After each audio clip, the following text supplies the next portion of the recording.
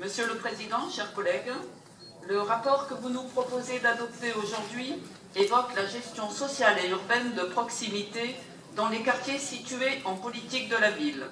Ce texte, plein de bonnes intentions, se propose d'améliorer la vie des habitants, tant du point de vue de la sécurité que du cadre de vie, le tout dans une démarche partenariale pleine de concertation et de participation.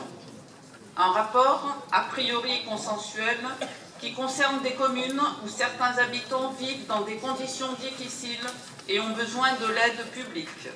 Les maires des 17 communes concernées se connaissent bien, notamment par leur participation à la métropole.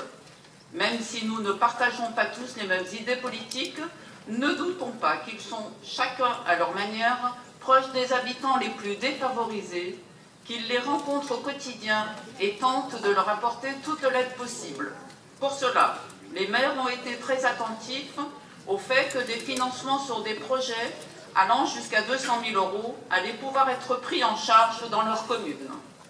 Comme nous, ils n'ont malheureusement pas vu quel taux de financement allait être appliqué, mais ils se sont peut-être dit que ce n'était pas si grave, car notre Assemblée démocratique allait sans doute pouvoir en débattre.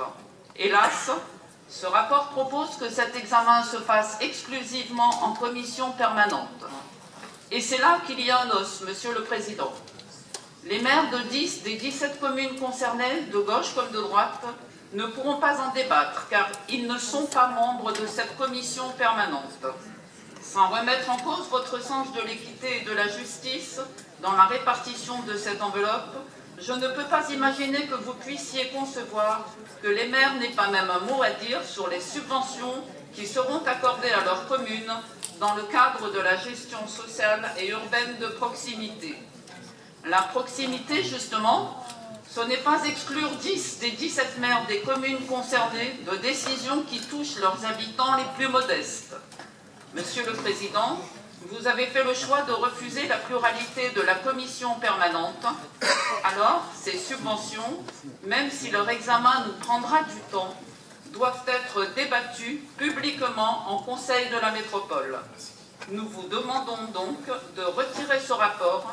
À défaut, notre vote sera évidemment négatif. Je vous remercie.